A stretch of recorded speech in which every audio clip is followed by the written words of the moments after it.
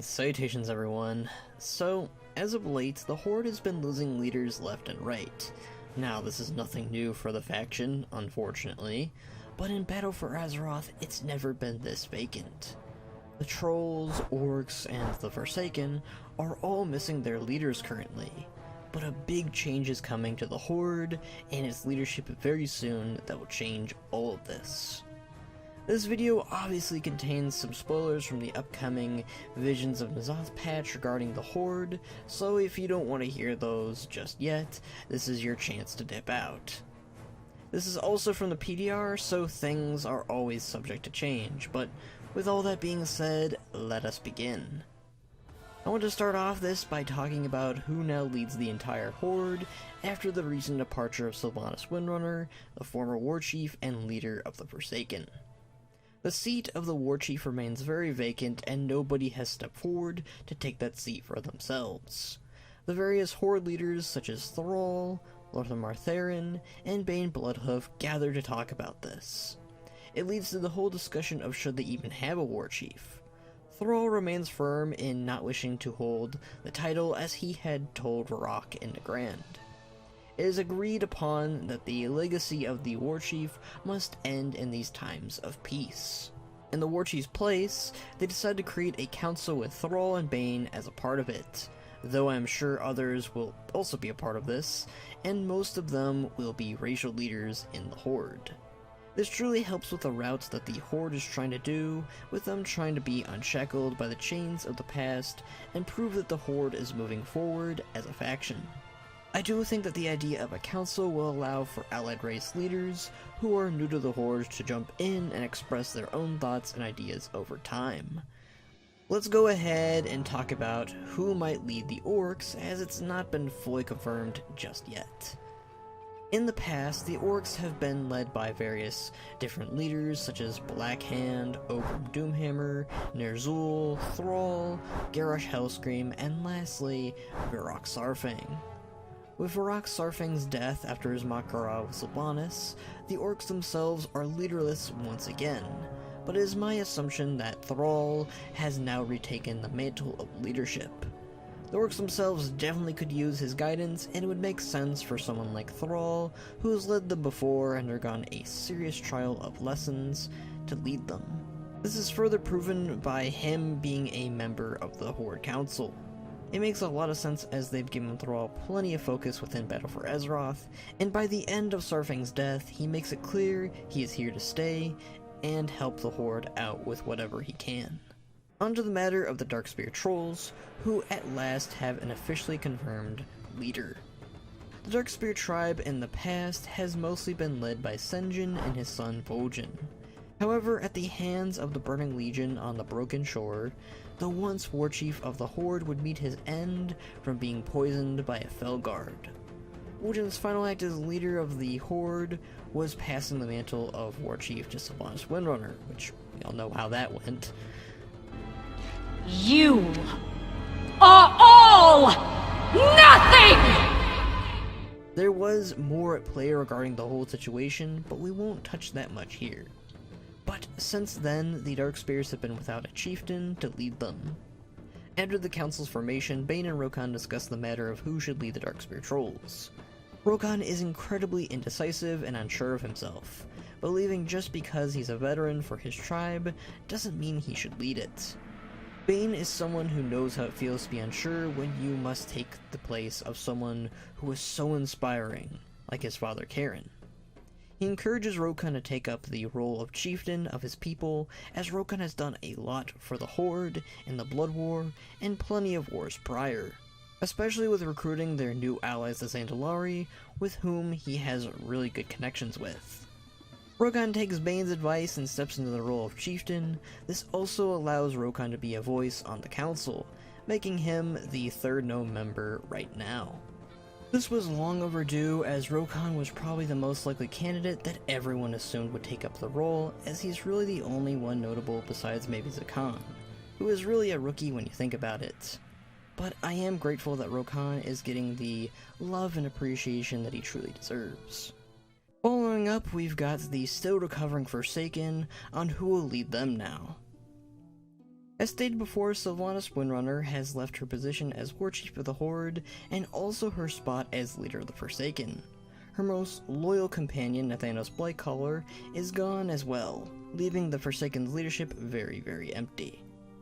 I recently talked about my thoughts and feelings regarding who might take up the leadership between Kalia or Lillian Voss, so go ahead and give that a check up. It's pretty recent, and it's pretty up to standards with what's going on here. Lillian Voss is one of the most notable Forsaken characters left, and showed deep concern about the future and state of the Forsaken people. A discussion between her and the leader of the Mag'har about the lack thereof of leaders is brought up. This leads to Voss admitting she doesn't feel like she's the ideal queen for her people, but she does have someone in mind, and that she'll always be the voice of the Forsaken. This might mean that Voss might represent the Forsaken on the council, when certain someone hasn't exactly taken it up just yet, as the council is formed way before Kalia comes into play here. This leads to a letter to Kalia Menethil asking Kalia to join Voss and Tearsfall Glades. Joined by Derek Proudmoore, the two meet with Voss, leaving Coltyrus behind them. Upon the introduction of Derek, Lillian offers an apology to his creation and torture, wishing she could change the past and acted sooner like Bane Bloodhoof had, against the scheme that almost occurred. Many Forsaken are lost and suffering with no one to turn to for guidance or leadership. Forsaken and Dark Rangers emerge from the forest, revealing themselves to Kalia and Derek. Derek comments they must do something for them, to which Kalia responds that they will together. The Undead Sentinels and Dark Rangers go with Kalia and Derek elsewhere, likely to work out their issues. Lillian is pleased with how the meeting turned out, but she also has much to do still. It would appear they are setting up Kalia as the Queen of the Forsaken, with Derek and possibly Lillian as her advisors. Now, I still hold the preference for Lillian, but as told, she feels like the crown isn't meant for her, and it's through her dealings that she sets up Kalia for this role. There are quite a few problems with Kalia that I hope that they will address, especially with her being more Alliance than Horde. There is also the manner that Il'gynoth, of all things, potentially refers to her in a negative light that could have dire ramifications in the coming future. Now, on to the last known change to leadership within the Horde, the Bilgewater Cartel, of all things. I'm pretty surprised about this one. The Bilgewater Cartel has been led by Jester Gallywix for a while now. Gallywix has always been rather full of himself and greedy, usually putting himself before his own people. He demonstrated this best within the starting zone, where he tried to enslave his own cartel. Time and time again, the goblins have had an opportunity to end Gallywix's reign, but have never followed through. Finally, after all these years, Gallywix, who has been Team Sylvanas for some time now, hightails it from Orgrimmar along with the former Warchief and her followers. This leaves the spot open for Trade Prince of the Bilgewater Cartel, as Gallywix has left it open.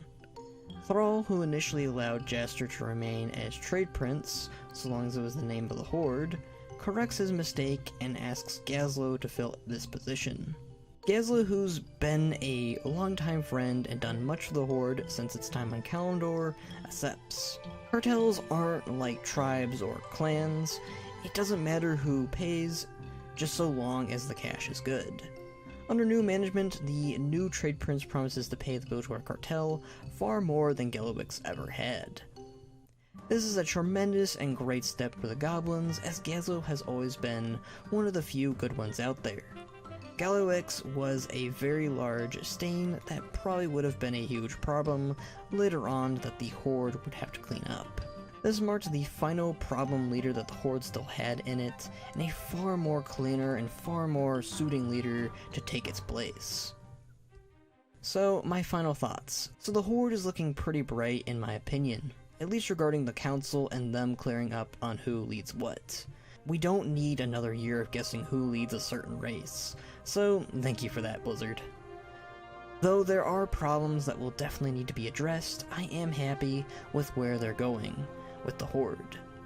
We've got Thrall leading the Orcs again, Rokan leading the Trolls, Kalia and friends leading the Forsaken, and Gazlo leading the Goblins of the Horde. Things are truly looking up, and I'm happy. Sarfang's sacrifice and words really stuck with the rest of the Horde, and it's causing that ripple that I think he would have wanted, where the Horde is distancing itself from the past and enduring whatever comes in the future.